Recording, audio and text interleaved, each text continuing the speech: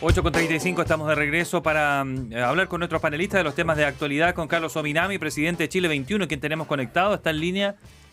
Ya conozco ese fondo, está aquí en Chile. ¿Cómo está, Carlos? Buen día. No, eso es París. No, estoy lejos, me equivoqué por la foto. lejos. Mira, tiene razón. Me cambié. ¿Y ahora dónde te encontramos? ¿En Europa? Estoy en París. Usted está en París, mira, me cambió me engañó la fotografía de atrás. ¿Qué día esa? ¿Dónde estás en París? Y Rodrigo, que yo pero estoy en París. anda trabajando. Y Está bien, está bien. Rodrigo Uvilla, director de la Política Está en Sociedad Santiago. Civil de Libertad y Desarrollo, director del Centro Hola. de Educación Ciudadana de la Universidad de San Sebastián. Lo tenemos aquí en el estudio. ¿Cómo está, Llegando Rodrigo? de vacaciones. así Llegando que de vacaciones. Con muy Bueno, buen ánimo, por lo visto. Sí. Ya, muchas gracias por estar los dos con nuestros panelistas de jueves. A ver, tenemos mucho para partir, pero probablemente el tema del apagón, así como, porque yo creo que tiene muchas aristas interesantes de plantear. Ustedes además han sido parte de distintos gobiernos y además de centros de estudio. Tenemos la pata técnica de lo que significa y por lo tanto también la perspectiva estratégica de lo que significa la energía eléctrica para un país. Es también un tema de seguridad. Tenemos el cotidiano de la ciudadanía que significa, ¿no es cierto?, no solamente que te quedaste sin luz, hay gente que caminó horas. Yo me acuerdo, hay imágenes que me imagino que a Rodrigo Villa le dieron un poco de susto, cuando están muchas personas caminando por las calles. Y también lo que significa aquí la coordinación público-privada. Yo creo que en todas esas aristas, ¿cómo vieron lo que pasa y cuál es el análisis que hacen? Partamos por Rodrigo Villa, que hace tiempo que no lo teníamos por aquí. Después Ya, vamos pero contigo, ¿puedo Carlos. hacer un paréntesis de Sí, 30 segundos? Obvio. Hace 15 15 años años. Te iba a murieron preguntar. 521 verdad. personas.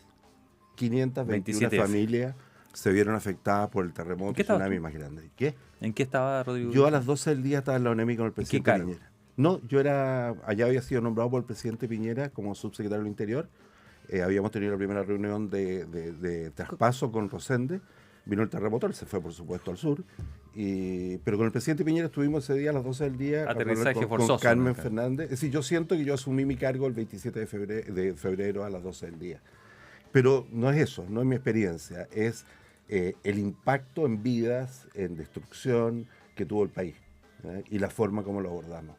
Yo creo que no nos olvidemos que fue el mayor desastre natural, pero también fue la mayor convocatoria ciudadana de todos, sector público, privado, y lo tomo por eso, lo que tú preguntas, sí. de colaboración, y sacamos adelante el país. En 90 días estaban los niños estudiando en la escuela. No nos olvidemos de eso. Entonces yo creo que hay experiencias tristes, desastres naturales, donde uno tiene la posibilidad como país de mostrar lo mejor. Y yo me voy a la pregunta tuya, para no saldañarla. Sí. El país está cambiando su estrategia de desarrollo, no ahora, desde hace mucho tiempo, y la energía pasa a ser un elemento, la electricidad, esencial para el crecimiento. Hoy día es bajo, pero las proyecciones son que debiéramos multiplicar por 2, ¿no es cierto?, la dependencia de la energía eléctrica. Pero para eso el país tiene que hacer inversiones. La carretera que tenemos hoy día, se puso de moda el concepto de la carretera eléctrica, ¿no es cierto?, es absolutamente insuficiente. ¿Ya? Y el país tiene que aumentar, ¿no es cierto?, su capacidad de transmisión desde el extremo norte, donde se genera mucho más energía, que hoy día se está perdiendo, a las zonas urbanas masivas. Y esto es inversión. ¿Disponibilidad del sector privado para invertir existe? Sí, sí existe. ¿Ya?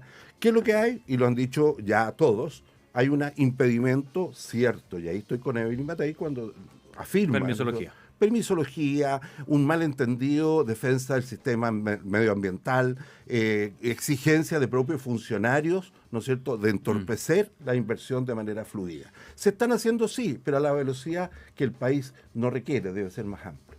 Entonces el punto es que cuando se produce la crisis hay causas ambientales profundas, hay causas de fondo, ¿no es cierto?, estructurales de fondo como esta, y también hay causas coyunturales, y es lo que tiene que investigarse. Pero lo que sí ha ido apareciendo en las últimas 24 horas, que las personas responsables, la empresa responsable de la transmisión, dio ¿cómo se llama?, el ok para el funcionamiento a los 40 minutos. A los 40 minutos. Y se demoró 7 horas. La generadora en Exactamente. engancharse. Y hay un ente, ¿no es cierto?, un ente que está definido por la ley, que es la coordinación, el ente que coordina nacional.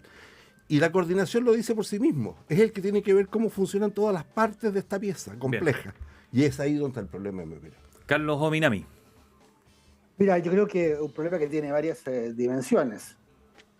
Por de pronto muestra una gran vulnerabilidad del país. Y lo que cuesta comprender es que frente a un desperfecto que puede perfectamente suceder, un problema técnico, en el caso de una línea de transmisión se genera una paralización para el conjunto del país. Creo que eso es lo que llama también mucho la atención. Son 19 millones de personas, prácticamente todo Chile afectado, no solamente la gente que tuvo que caminar a pie, el tema de los electrodependientes, por ejemplo, tiene una dimensión especialmente dramática.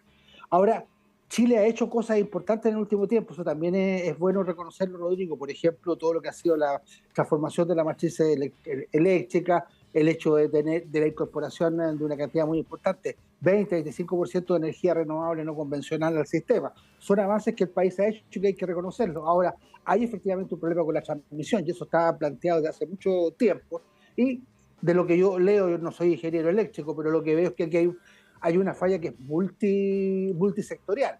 Hay falla por el lado del sector público, aunque esta coordinadora eléctrica nacional es un organismo autónomo, no es un organismo de gobierno, es un organismo más bien público, privado, autónomo, que es el encargado, como tú decías, de coordinar las distintas acciones. Pero hay un problema con la transmisión, hay un problema también con las generadoras, que pareciera ser, según se dice, se demoraron mucho en poder envolver nuevamente a alimentar el sistema con la generación eléctrica que ellas se producen. Por tanto, entonces, creo que, uno, constatar la vulnerabilidad, dos, hacer una muy buena investigación respecto de cuáles son las cosas que están planteadas.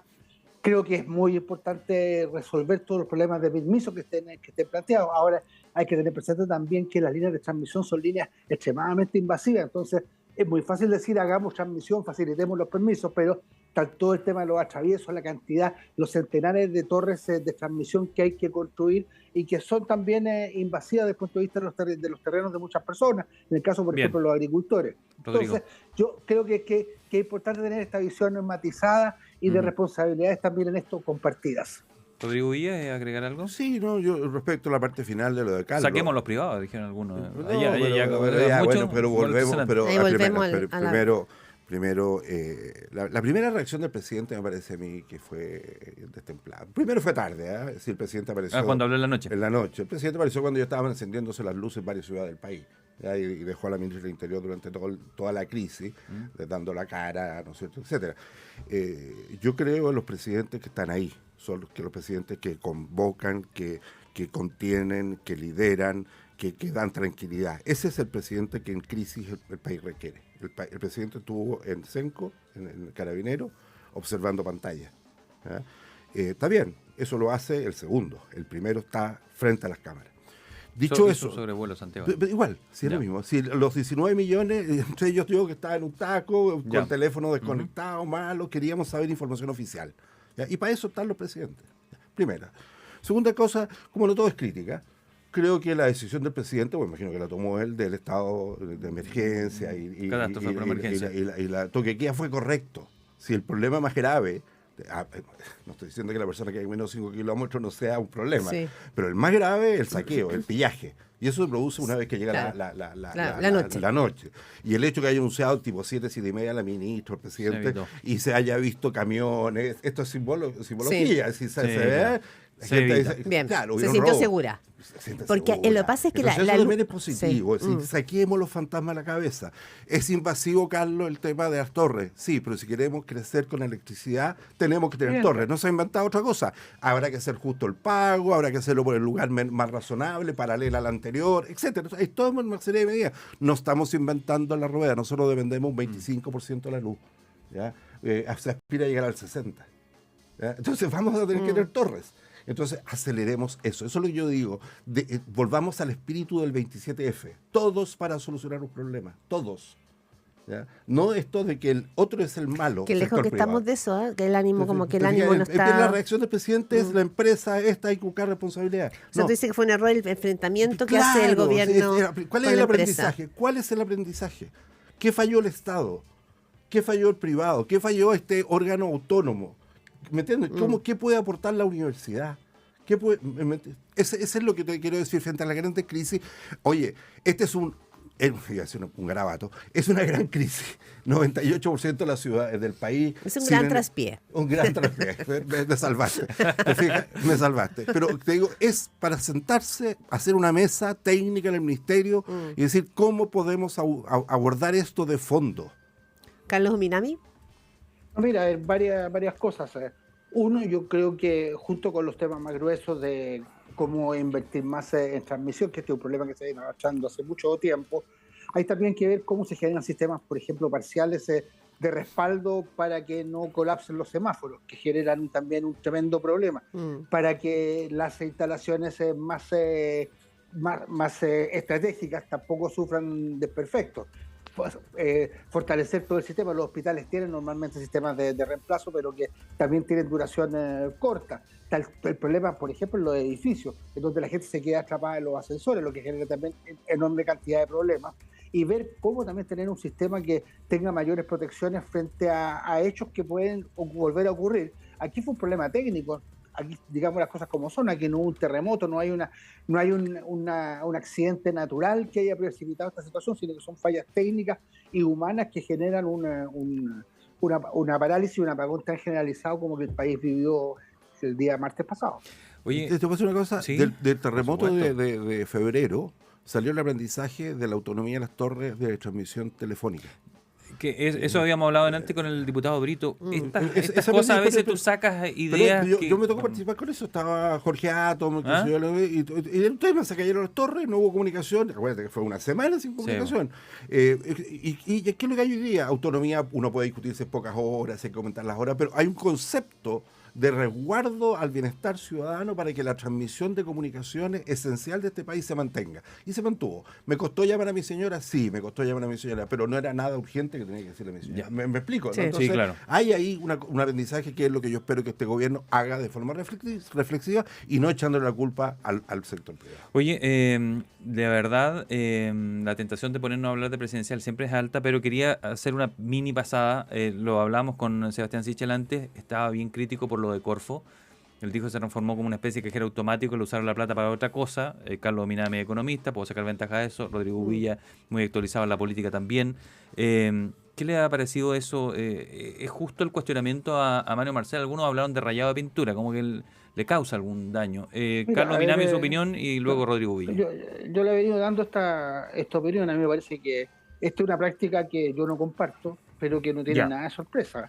La tendencia por parte de Hacienda, y que además que se ha utilizado recurrentemente, a mí me parece mal, porque creo que estos son recursos extraordinarios que deberían ocuparse también en la generación de proyectos que puedan ampliar la base productiva del país. Aquí deberíamos invertir en mejorar la cadena de valor del litio, abrirnos a todo lo que son inversiones en regiones, pero esto tiene que ver con un tema muy muy de fondo que yo espero que podamos discutir también durante este año, que es cómo enfrentar el estancamiento, cómo generar inversiones y cómo salir del cortoplacismo. Hacienda es un ministerio que es eficaz en el control macroeconómico de la situación, pero que tiene poca perspectiva estratégica y por tanto entonces el ministro de Hacienda tiende a tener una mirada de corto plazo y lo que buscó fue mejorar la situación de las finanzas públicas, evitar que el endeudamiento siga aumentando. Ahora, todo lo cual tiene lógica desde el punto de vista macroeconómico, pero no tiene lógica desde el punto de vista de una perspectiva de desarrollo más de mediano y largo plazo. Rodrigo Villa. A ver, yo creo que sí, comparto plenamente lo que dice Carlos. El punto es por qué se origina esto. Y ahí llegamos a la DIPRES. Es decir, la DIPRES está haciendo mal los cálculos y le falta plata. Y esto no es una vez, son 2 veces. Ya espero que nos vayamos para la tercera. Entonces y ahí entramos entonces con la tentación. La plata está allá, si lo dijeron ellos mismos. Si las empresas del Estado están para eso, lo dijeron así en forma muy liviana. Entonces, el punto es que, según Marcel, tenemos la mejor directora de presupuestos de la historia del mundo mundial. Insistió en el punto. ¿Te fijas? Entonces, ¿qué es lo que es eso? Yo Carlos, tú fuiste alta autoridad de gobierno, por lo menos los dos gobiernos, el presidente Piñera, el director o la directora de presupuestos, estaba sentada en la mesa cada vez que un ministro o subsecretario discutía algo de plata. Y el presidente Piñera, me imagino que en el caso de Udía también te tocó, no tomaba una decisión que involucraba recursos sin antes mirar al director o la directora de presupuesto. Y entonces uno sabía que el aumento del gasto por parte de un ministerio, me tocó seguridad, siempre, imagínate, me tocó a mi seguridad en momentos críticos, donde había una tentación en general de aumentar el gasto en materias propias de seguridad. Y sucede que siempre había una visión de, hoy día no está esa visión. Pero ¿quién es el responsable? ¿Es el ministro Marcel, que dice que tenemos la mejor directora de presupuesto, o el presidente de la República, que la mantiene como directora de presupuesto? ¿Ya? Yo creo que ahí es donde está el fondo. No hay conciencia de este gobierno que las platas tienen que ordenarse. ¿Cierto? Es como cualquier casa, la plata tiene que ordenarse. Se quedó sin pega el marido, la señora tiene que alimentar la casa, bajemos el gasto. A la inversa la misma cosa. Y aquí no hay conciencia. Porque no se estiman bien los ingresos y los gastos. Y después de eso, durante la gestión, que se permiten traspasos de fondos de un lugar a otro, ¿no es cierto? Tampoco hay una política de ir ajustando, ¿no es cierto?, para no gastar más de lo que se tiene. Entonces ese es el problema de fondo. Por ahí ustedes decían en la mañana que probablemente hay cambio de gabinete, que la ministra Toá puede salir, que ojalá que la directora de presupuesto salga también. En ese ajuste de gabinete que podría es venir. Una vergüenza. Ojalá que... Ya, nos quedan pocos minutos, pero ya que el propio señor Rodrigo Villa pone la pelota hacia allá, mueve la cancha, vamos al tema presidencial. Evelyn Matei ha estado muy activa, ha sido crítica del gobierno en ese punto, ha hablado también del déficit fiscal, ha puesto mucho acento en ese punto. Y probablemente ya sabemos que los dos grandes ejes de la campaña presidencial van a ser economía y seguridad. Es lo que estamos y migratorio también. O sea, esos son las patas que el propio Carlos Minami está en este minuto en Francia, son los temas que marcan el debate a nivel mundial. Entonces, ¿cómo están viendo las posibles candidaturas? Porque Evelyn Matei ya es candidata, pero en el caso de la izquierda, centro-izquierda, hay mucho nombre, pero poco candidato formal. ¿Usted es de Toá o de Bachelet, señora Minami? Yo, Claudia, yo soy partidario de un mecanismo amplio de primarias en el mundo de la centroizquierda, donde florezcan muchas flores, donde se presentan distintos candidatos y candidatas. Creo que esa es la mejor manera. Creo que de las dos. a un debate de ese tipo, creo que la candidatura de Evelyn Matei o las candidaturas de Katz o de Kaiser pueden verse bastante pálidas desde el punto de vista de sus contenidos, sus propuestas. Yo creo que yo no tengo por qué hoy día optar entre Bachelet y Toá. La presidenta Bachelet ha dicho que no es candidata y hasta el momento esa es la situación. Si eso cambia de aquí a las próximas semanas, habrá que ver qué es lo que ocurre, pero a mí me parece bien también la decisión que pareciera tomar Carolina Toá en el sentido de ser candidata y levantar su postulación independientemente de lo que pueda resolver. Pero tiene que haber primaria sí o sí, ¿o no? Si se levantara Bachelet, primaria sí o sí. Ella debería estar dispuesta a eso. A mí me gusta la idea de primaria sí o sí. Ya. Ojalá que alcance a llegar la primavera para que esas flores florezcan. Porque viene el otoño. Y porque el periodo es corto. Ojo, pero y también hay otras que se desvanecen. Se marchitan. Flores que se marchitan. Hojitas que caen. Que me hicieron poético hoy día, se pasaron. Y meteorólogos. Sebastián Sichel decía... pero para terminar, oye, pero yo creo que todo muestra que la expresidenta Bachelet ha tenido una evolución positiva, es decir, ha ido ocupando un espacio. ¿Tú crees que va a ser candidata? No, yo no sé, yo no puedo. Pero sería competitiva, decía Cristian Monkeberg ayer nos decía que evidentemente entre los nombres sería la más competitiva. La más competitiva, pero si la ministra Toá marca el 3%, 4%, y así seguimos con Camila Vallejo, etcétera. Ha ido posicionándose dentro del espectro de la izquierda. Entonces, es interesante seguir ese proceso. La gran amenaza para Evelyn Matei son Kast y Kaiser, nos dijo Sebastián Sichel recién. Sí, lo escuché. Yo creo que no. Yo creo que lo que aquí va a estar en juego y las veces que he participado, ¿no es cierto?, de algún diálogo político en el sector al cual pertenezco, no se pierde el sector. Y aquí el contrincante es el continuador del oficial. Perfecto. Para ir cerrando, Carlos Minami, su última... pero en eso un dato, yo que Rodrigo me preocuparía cuando uno mira los números, ve que la suma de Kaiser con Katz es incluso equivalente, en algunos casos superior a lo que marca Evelyn Matei, así que ojo con lo que puede por ese lado. Te retruco al tiro, no hay segunda vuelta donde Matei no le gane por amplio margen a cualquier candidato del sector de oposición o del sector del oficialismo. No, el problema es el siguiente, que si hay una primaria entre Katz y Kaiser, uno de ellos dos, él podría de repente ganar de Matei en primera vuelta. y tú quedarte sin candidato en segunda. Ay, ¿qué le gustaría al oficialismo? Veamos. ¿Qué le gustaría al oficialismo? Yo creo que la candidatura de Evelyn Matei se ha sostenido bastante estable y alta en el último año. Tiene un programa bastante sólido, está avanzando en eso, y yo creo que son competencias legítimas, pero no se pierde la Chile Vamos en términos de que la real competencia está en el oficialismo. Rodrigo Villa, muchas gracias. Carlos Minami, Chao. Oye, agradecido o sea, también. les podemos asegurar que del tema presidencial vamos a seguir conversando, porque en marzo se pagan patentes y todo, y comienza también, ¿no es cierto?, justamente esa competencia y posicionamiento. Muchas gracias, Muchas Carlos gracias, Minami. Carlos. Cuídese de ese